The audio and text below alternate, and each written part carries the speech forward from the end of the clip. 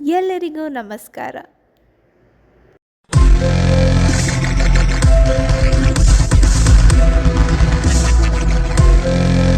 ವಿಡಿಯೋದಲ್ಲಿ ನಾವು types of pollution ಹಾಗೆ ಇನ್ನೂ ಕೆಲವು ಕಾನ್ಸೆಪ್ಟನ್ನು ಡಿಸ್ಕಸ್ ಮಾಡಿದ್ವಿ. ಆ ವಿಡಿಯೋ ಏನಾದರೂ ನೀವು ಮಿಸ್ ಮಾಡ್ಕೊಂಡಿದ್ರೆ ಈಗಿಲ್ಲೇ ನಮ್ಮ ಪ್ಲೇಲಿಸ್ಟಲ್ಲಿ ಹೋಗಿ ವಾಚ್ ಮಾಡಿ.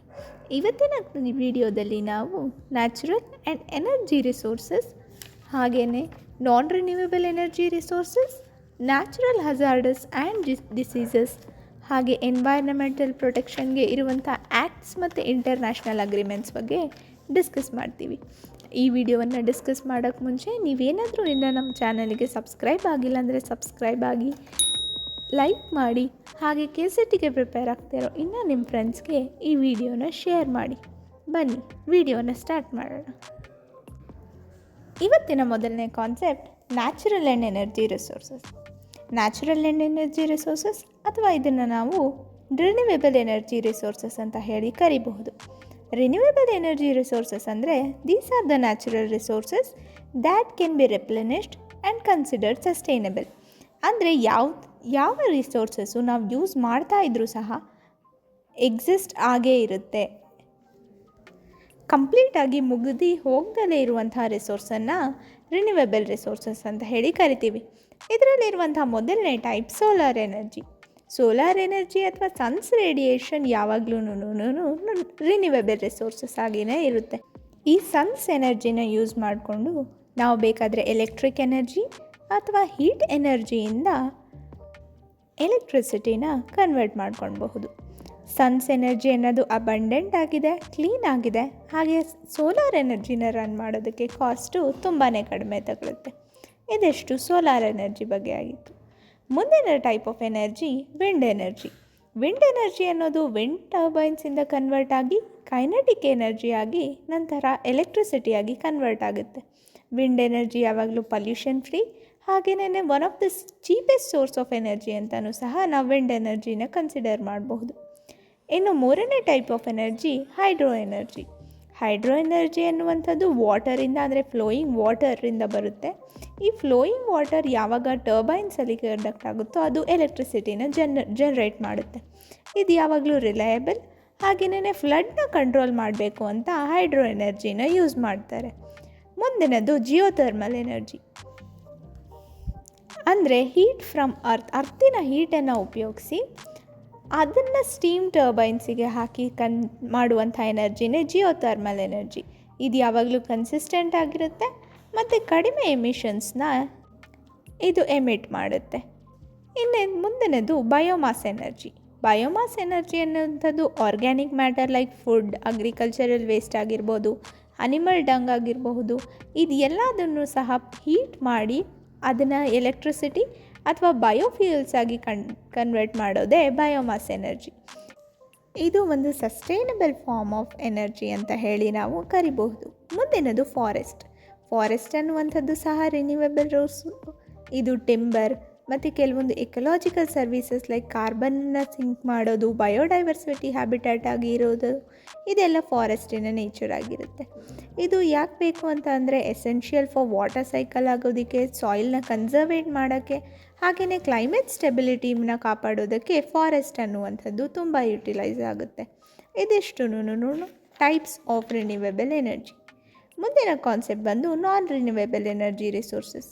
ಇದು ಯಾವುದು ಅಂತ ಅಂದರೆ ದೀಸ್ ಆರ್ ಫೈನೈಟ್, ಅಂದರೆ ಫಿಕ್ಸೆಡ್ ಪೀರಿಯಡ್ ಆಫ್ ಟೈಮಲ್ಲಿ ಈ ರೀತಿಯಾದ ರಿಸೋರ್ಸಸ್ಸು ಡಿಪ್ಲೇಟ್ ಆಗುತ್ತೆ. ಇದರಲ್ಲಿರುವಂಥ first point nuclear energy. Nuclear energy ಅಂತ ಅಂದರೆ ಕೆಲವೊಂದು ಆಟೋಮೆಟಿಕ್ ರಿಯಾಕ್ಷನ್ಸ್ ಆಗಿ ಬರುವಂಥ ರಿಲೀಸ್ ಆಗುವಂಥ ಎನರ್ಜಿಯನ್ನು ನ್ಯೂಕ್ಲಿಯರ್ ಎನರ್ಜಿ ಅಂತ ಹೇಳಿ ಕರಿತೀವಿ. ಇದು ಯಾವುದರಿಂದ ಆಗುತ್ತೆ? ಸಮ್ ಎಲಿಮೆಂಟ್ಸ್ ಲೈಕ್ ಯುರೇನಿಯಮ್ ಅಥವಾ ಹೈ ಎನರ್ಜಿ ಔಟ್ಪುಟ್ ಪ್ರೊಡ್ಯೂಸ್ ಆದಾಗ ಈ ರೇಡಿಯೋ ಆ್ಯಕ್ಟಿವ್ ವೇಸ್ಟ್ ಏನು ಬರುತ್ತೆ ಅದನ್ನು ನ್ಯೂಕ್ಲಿಯರ್ ಎನರ್ಜಿ ಅಂತ ಹೇಳಿ ಕರಿತೀವಿ. ಹಾಗೆಯೇ ಕೆಲವೊಂದು ಫಾಸಿಲ್ ಫ್ಯೂಯಲ್ಸ್ ಲೈಕ್ ಕೋಲ್, ಪೆಟ್ರೋಲಿಯಂ, ನ್ಯಾಚುರಲ್ ಗ್ಯಾಸ್, ಇದು ಎಲ್ಲನೂ ಸಹ ನಾನ್ ರಿನ್ಯೂವೇಬಲ್ ರಿಸೋರ್ಸಸ್ ಅಂತ ಹೇಳಿ ನಾವು ಕರಿಬಹುದು. ಇನ್ನು ಮುಂದಿನ ಕಾನ್ಸೆಪ್ಟ್ ನ್ಯಾಚುರಲ್ ಹಜಾರ್ಡ್ಸ್ ಮತ್ತು ಡಿಸಾಸ್ಟರ್ಸ್. ಇದನ್ನು ಹೇಗೆ ಮಿಟಿಗೇಟ್ ಮಾಡ್ಬೋದು, ಅಂದರೆ ಹೇಗೆ ಕಡಿಮೆ ಮಾಡಬಹುದು ಅನ್ನುವಂಥ ಸ್ಟ್ರಾಟಜಿ. ಮೊದಲನೇದಾಗಿ ನ್ಯಾಚುರಲ್ ಹಜಾರ್ಡ್. ನ್ಯಾಚುರಲ್ ಹಜಾರ್ಡ್ ಅಂತ ಅಂದರೆ ಈ natural process or event that is potential threat to human life and property. ಯಾವ ಪ್ರೋಸೆಸ್ಸಿಂದ ಅಥವಾ ಇವೆಂಟಿಂದ ಹ್ಯೂಮನ್ ಲೈಫಿಗೆ ಮತ್ತು ಹ್ಯೂಮನ್ ಪ್ರಾಪರ್ಟಿಗೆ ಥ್ರೆಟ್ ಇದೆ, ಆ ರೀತಿಯಾದಂಥ ಪ್ರೋಸೆಸ್ಸನ್ನು ನ್ಯಾಚುರಲ್ ಹಜಾರ್ಡ್ ಅಂತ ಹೇಳಿ ಕರಿತೀವಿ. ಎಕ್ಸಾಂಪಲ್ ಅರ್ತ್ಕ್ವೇಕ್ ಆಗಿರಬಹುದು, ಸೈಕ್ಲೋನ್ ಆಗಿರಬಹುದು. ಇದೆಲ್ಲ ಎನ್ವೈರ್ನಮೆಂಟಲ್ ಹಜಾರ್ಡ್ಸ್ ಆಗಿ ನಂತರ ಹ್ಯೂಮನ್ ಲೈಫಿಗೆ ಮತ್ತು ಹ್ಯೂಮನ್ ಇಂಪ್ಯಾಕ್ಟಿಗೆ ಕಾರಣ ಆಗುತ್ತೆ. ಮುಂದಿನದು ನ್ಯಾಚುರಲ್ ಡಿಸಾಸ್ಟರ್ಸ್. ನ್ಯಾಚುರಲ್ ಡಿಸಾಸ್ಟರ್ಸ್ ಅಂತಂಥದ್ದು ಇದು ಸಹ ಹಜಾರ್ಡಸ್ ಇವೆಂಟ್. ಇದಕ್ಕೆ ಏನು ಕಾಸ್ ಆಗಿರುತ್ತೆ ಅಂದರೆ ಹ್ಯೂಮನ್, ಮೆಟೀರಿಯಲ್ ಮತ್ತು environment loss exceeding the affected communities ability to cope. ಅಂದರೆ ಹ್ಯೂಮನ್ಸ್ ಎಕ್ಸ್ಪೆಕ್ಟೇಷನ್ನಿನ ಬಿಯಾಂಡ್ ಆಗಿ ಎನ್ವೈರ್ನಮೆಂಟ್ ಲಾಸ್ ಆದಾಗ ಅದನ್ನು ನ್ಯಾಚುರಲ್ ಡಿಸಾಸ್ಟರ್ ಅಂತ ಹೇಳಿ ಕರಿತೀವಿ. ಇದರಲ್ಲಿ ಇರುವಂಥ ಮೊದಲನೇ ಟೈಪ್ ಜಿಯೋಲಾಜಿಕಲ್ ನ್ಯಾಚುರಲ್ ಡಿಸಾಸ್ಟರ್ಸ್. ಅದು ಯಾವುದು ಅಂತ ಅಂದರೆ ಅರ್ಥಕ್ವೇಕ್ ಆಗಿರ್ಬೋದು, ಲ್ಯಾಂಡ್ಸ್ಲೈಡ್ ಆಗಿರಬಹುದು, ವಾಲ್ಕೆನೋಸ್ ಆಗಿರಬಹುದು. ಇದೆಲ್ಲನೂ ಸಹ ಜಿಯೋಲಾಜಿಕಲ್ ಡಿಸಾಸ್ಟರ್ಸ್. ಇದಕ್ಕೆ ನಾವು ಹೇಗೆ ಮಿಟಿಗೇಟ್ ಮಾಡ್ಬೋದು ಅಂದರೆ ಹೇಗೆ ಕಡಿಮೆ ಮಾಡ್ಬೋದು ಅಂದರೆ ಹಜಾರ್ಡಸ್ ಮ್ಯಾಪಿಂಗ್ ಅಂದರೆ ಡೇಂಜರಸ್ ಮ್ಯಾಪಿಂಗ್ ನಮಗೆ ಮುಂಚೆನೇ ಇರಬೇಕು. ಲ್ಯಾಂಡ್ ಯೂಸ್ನ ಝೋನ್ ಮಾಡಬೇಕು. ಪಬ್ಲಿಕ್ಕಿಗೆ ಅವೇರ್ನೆಸ್ ಕ್ಯಾಂಪೈನ್ಸ್, ಹಾಗೆ ಅರ್ಥಕ್ವೇಕ್ ರೆಸಿಸ್ಟೆಂಟ್ ಬಿಲ್ಡಿಂಗ್ಸನ್ನು ಬಿಲ್ಡ್ ಮಾಡಬೇಕು.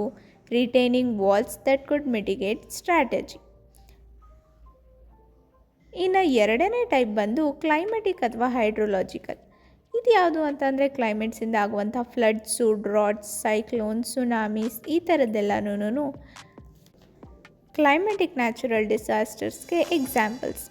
ಇದನ್ನು ನಾವು ಅರ್ಲಿ ವಾರ್ನಿಂಗ್ ಸಿಸ್ಟಮಿಂದ ಮತ್ತು ಇನ್ಶೂರೆನ್ಸ್ ಸ್ಕೀಮಿಂದ, ಡ್ಯಾಮ್ಸ್ ಅಥವಾ ರಿಸರ್ವಿಯರ್ಸ್ ಮಾಡೋದ್ರಿಂದ, ಕೋಸ್ಟಲ್ ಎಂಬ್ಯಾಂಕ್ಮೆಂಟ್ಸ್ ಮಾಡೋದ್ರಿಂದ ಮತ್ತು ಸೈಕ್ಲೋನ್ ಶೆಲ್ಟರ್ಸ್ ಮಾಡೋದ್ರಿಂದ ಮಿಟಿಗೇಟ್ ಮಾಡ್ಬೋದು. ಇನ್ನು ಬಯೋಲಾಜಿಕಲ್ ನ್ಯಾಚುರಲ್ ಡಿಸಾಸ್ಟರ್ಸ್ ಯಾವುದು ಅಂತ ಅಂದರೆ ಎಪಿಡೆಮಿಕ್ಸ್ ಅಥವಾ ಪ್ಯಾಂಡಮಿಕ್ಸ್, ಏನು ಕೋವಿಡ್-19 ನೋಡಿದ್ವಿ ಅದೆಲ್ಲ. ಇದನ್ನು ಸರ್ವೇಲೆನ್ಸ್ ಮಾಡಬೇಕು, ಕ್ವಾರಂಟೈನ್ ಮಾಡಬೇಕು, ಪಬ್ಲಿಕ್ಕಿಗೆ ಹೆಲ್ತ್ ಅವೇರ್ನೆಸ್ನ ಕ್ರಿಯೇಟ್ ಮಾಡಬೇಕು, ವ್ಯಾಕ್ಸಿನೇಷನ್ ಡ್ರೈವ್ಸ್ನ ಕಂಡಕ್ಟ್ ಮಾಡಬೇಕು, ಮತ್ತು isolation wards, health care infrastructure ಈ ಥರದ್ದನ್ನೆಲ್ಲ ಸ್ಟ್ರಾಂಗ್ ಆಗಿ ಇಡೋದ್ರಿಂದ ಈ ಬಯೋಲಾಜಿಕಲ್ ನ್ಯಾಚುರಲ್ ಡಿಸಾಸ್ಟರ್ಸ್ ಅನ್ನೋದು ಮಿಟಿಗೇಟ್ ಆಗುತ್ತೆ. ಇದಿಷ್ಟು mitigation strategies of natural hazards and disasters.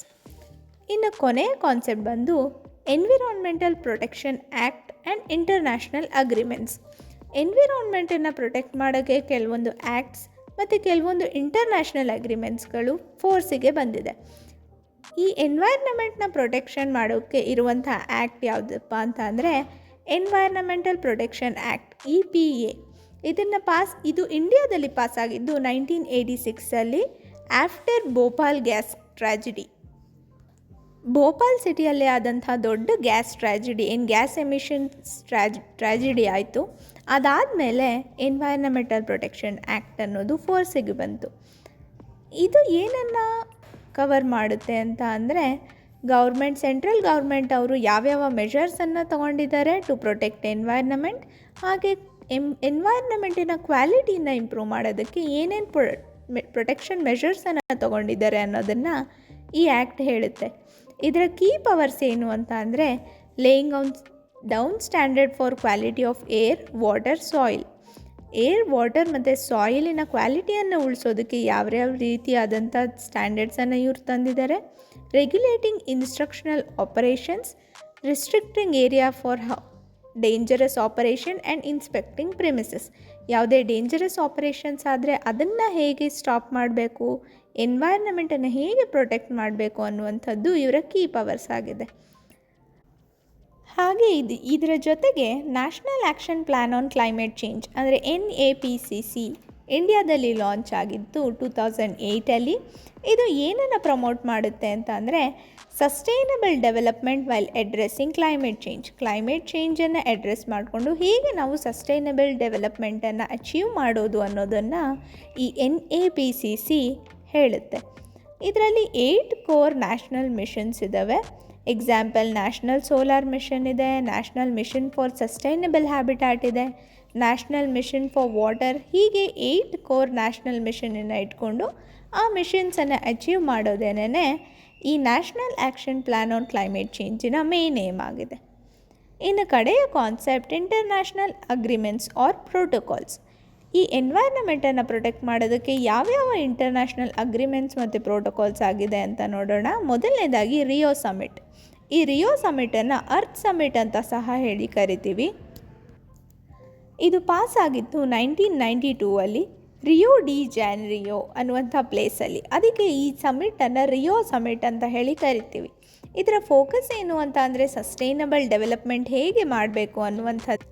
ಇದರ ಮೇನ್ ಔಟ್ಕಮ್ಸ್ ಏನೇನು ಬಂತು ಅಂತ ಅಂದರೆ ಬಯೋಡೈವರ್ಸಿಟಿ ಮತ್ತು ಡೆಸರ್ಟಿಫಿಕೇಷನ್, ಕ್ಲೈಮೇಟ್ ಚೇಂಜ್, ಇದು ಎಲ್ಲದರ ಬಗ್ಗೆ ಯಾವ್ಯಾವ ರೀತಿಯಾದಂಥ ಮೆಷರ್ಸನ್ನು ನಾವು ತೊಗೊಳ್ಬೇಕು, ಒಂದು ಕಂಟ್ರಿ ತೊಗೊಳ್ಬೇಕು ಅನ್ನೋದು ರಿಯೋ ಸಮಿಟಲ್ಲಿ ಡೀಟೇಲ್ಡಾಗಿ ಡಿಸ್ಕಸ್ ಆಯಿತು. ಇನ್ನು ಮುಂದಿನದು ಮಾಂಟ್ರಿಯಲ್ ಪ್ರೋಟೋಕಾಲ್. ಮಾಂಟ್ರಿಯಲ್ ಪ್ರೋಟೋಕಾಲ್ ಪಾಸಾಗಿತ್ತು 1987 ಇದರ ಮೇನ್ ಏಮ್ ಏನಾಗಿತ್ತು ಅಂತ ಅಂದರೆ ಓಝೋನ್ ಲೇಯರ್ ಪ್ರೊಟೆಕ್ಷನ್, ಹೇಗೆ ಓಝೋನ್ ಲೇಯರನ್ನು ಪ್ರೊಟೆಕ್ಟ್ ಮಾಡಬೇಕು ಅನ್ನುವಂಥ ರೀತಿಯಲ್ಲಿ ಡಿಸ್ಕಸ್ ಆಗಿತ್ತೆ ಮಾಂಟ್ರಿಯಲ್ ಪ್ರೋಟೋಕಾಲ್. ಇದು ಯಾವ ಥರದ ಟ್ರೀಟಿ ಅಂತ ಅಂದರೆ ಹೇಗೆ ಓಝೋನ್ ಲೇಯರ್ ಡಿಪ್ಲೀಷನನ್ನು ತಡೆಯೋದು, ಹಾಗೆ CFC ಗ್ಯಾಸಸ್, GFG ಗ್ಯಾಸಸ್ನ ಹೇಗೆ ಮಿಟಿಗೇಟ್ ಮಾಡುವಂಥದ್ದು ಅನ್ನೋದನ್ನು ಮಾಂಟ್ರಿಯಲ್ ಪ್ರೋಟೋಕಾಲ್ ಹೇಳುತ್ತೆ. ಇನ್ನು ಮೂರನೇ ಪ್ರೋಟೋಕಾಲ್ ಕೈಟೋ ಪ್ರೋಟೋಕಾಲ್ ಅದು ಪಾಸಾಗಿತ್ತು 1997 ಇದು ಏನನ್ನು ಅಡ್ರೆಸ್ ಮಾಡುತ್ತೆ ಅಂತ ಅಂದರೆ ಕ್ಲೈಮೇಟ್ ಚೇಂಜನ್ನು, ಇದು GHG ಗ್ಯಾಸಸ್ ಅಂದರೆ ಗ್ರೀನ್ ಹೌಸ್ ಗ್ಯಾಸಸನ್ನು, ಎಮಿಷನ್ ರಿಡಕ್ಷನ್, ಹಾಗೇನೇ ಕೆಲವೊಂದು ಡೆವಲಪ್ ಕಂಟ್ರೀಸಿಗೆ ಕೆಲವೊಂದು ಟಾರ್ಗೆಟ್ಸನ್ನು ಸೆಟ್ ಮಾಡಿದೆ. ಇದು CPM ಅಂದರೆ ಕ್ಲೀನ್ ಡೆವಲಪ್ಮೆಂಟ್ ಮೆಕ್ಯಾನಿಸಮ್ ಅನ್ನುವಂಥ ಮಾರ್ಕೆಟ್ ಬೇಸ್ಡ್ ಮೆಕ್ಯಾನಿಸಮನ್ನು ಇಂಟ್ರೊಡ್ಯೂಸ್ ಮಾಡಿದೆ ಕೈಟೋ ಪ್ರೋಟೋಕಾಲಲ್ಲಿ. ಇನ್ನು ನಾಲ್ಕನೆಯದು ಪ್ಯಾರಿಸ್ ಅಗ್ರಿಮೆಂಟ್ ಅನ್ನೋದು 2015 ಪಾಸಾಯಿತು. ಇದು ಸಹ ಕ್ಲೈಮೇಟ್ ಚೇಂಜ್ ಬಗ್ಗೆನೇ ಅಡ್ರೆಸ್ ಮಾಡುತ್ತೆ. ಇದು ಏನನ್ನು ಏಮ್ ಮಾಡುತ್ತೆ ಅಂತ ಅಂದರೆ to limit global warming below 2 degree Celsius and above pre industrial level. Global ವಾರ್ಮಿಂಗನ್ನು ಬಿಲೋ 2 ಡಿಗ್ರಿ ಸೆಲ್ಸಿಯಸ್ ಮಾಡಬೇಕು, ಹಾಗೇನೇನೇ ಅದನ್ನು 1.5 ಡಿಗ್ರಿ ಸೆಲ್ಸಿಯಸ್ಗಿಂತ ಜಾಸ್ತಿ ತೊಗೊಂಡು ಹೋಗಬಾರ್ದು ಅನ್ನೋದೇ ಇದರ ಏಮ್ ಆಗಿದೆ. ಪ್ಯಾರಿಸ್ ಅಗ್ರಿಮೆಂಟಿಗೆ ಎಲ್ಲ ಕಂಟ್ರಿಯವರು ನ್ಯಾಷನಲಿ ಡಿಟರ್ಮೈನ್ಡ್ ಕಾಂಟ್ರಿಬ್ಯೂಷನ್ಸನ್ನು ಕೊಡ್ತಾ ಇದ್ದಾರೆ ಅಂತ ಹೇಳ್ಬೋದು. ಇನ್ನು ಕಡೆಯದು ಇಂಟರ್ನ್ಯಾಷನಲ್ ಸೋಲಾರ್ ಅಲಯನ್ಸ್ ಅಥವಾ ISA ಲಾಂಚ್ ಆಗಿದ್ದು 2015 ಬೈ ಇಂಡಿಯಾ ಮತ್ತು ಫ್ರಾನ್ಸ್. ಇದು ಸೋಲಾರ್ ಎನರ್ಜಿಯನ್ನು ಹೇಗೆ ಜಾಸ್ತಿ ಇರುವಂತಹ ಕಂಟ್ರೀಸು ಹೇಗೆ ಅದರಿಂದ ಎನರ್ಜಿ ಪ್ರೊಡ್ಯೂಸ್ ಮಾಡಿ ಯುಟಿಲೈಸ್ ಮಾಡ್ಕೊಳ್ಬಹುದು ಅನ್ನುವಂಥದ್ದನ್ನ ಇಂಟರ್ನ್ಯಾಷನಲ್ ಸೋಲಾರ್ ಅಲಿಯನ್ಸ್ ಡಿಸ್ಕಸ್ ಮಾಡಿದೆ. ಇದಿಷ್ಟು ಯೂನಿಟ್ 9 ಕಂಪ್ಲೀಟ್ ಡೀಟೇಲ್ಸ್ ಆಗಿತ್ತು. ಇದರಲ್ಲಿ ನಾವು millennium development goals, sustainable developments goals, ಹಾಗೆಯೇ ಎನ್ವೈರ್ನಮೆಂಟಲ್ ಇಶ್ಯೂಸ್, ಅದರ impact, natural and energy resources, ಹಾಗೆ ಕೆಲವೊಂದು ಪ್ರೊಟೆಕ್ಷನ್ ಆ್ಯಕ್ಟ್ಸ್ ಬಗ್ಗೆ ಡಿಸ್ಕಸ್ ಮಾಡಿದ್ದೀವಿ. ಈ ವಿಡಿಯೋ ಏನಾದರೂ ನಿಮಗೆ ಇಷ್ಟ ಆಗಿದ್ದರೆ ಲೈಕ್ ಮಾಡಿ, ಹಾಗೆ ನಮ್ಮ ಚಾನಲಿಗೆ ಸಬ್ಸ್ಕ್ರೈಬ್ ಆಗಿ. ಮುಂದಿನ ವಿಡಿಯೋದಲ್ಲಿ ನಾವು ಯೂನಿಟ್ 10 ಹೈಯರ್ ಎಜುಕೇಷನ್ ಬಗ್ಗೆ ಡಿಸ್ಕಸ್ ಮಾಡ್ತೀವಿ. ಆ ವಿಡಿಯೋಗೋಸ್ಕರ ನೀವು ಕಾಯ್ತಾ ಇರಿ. Thank you.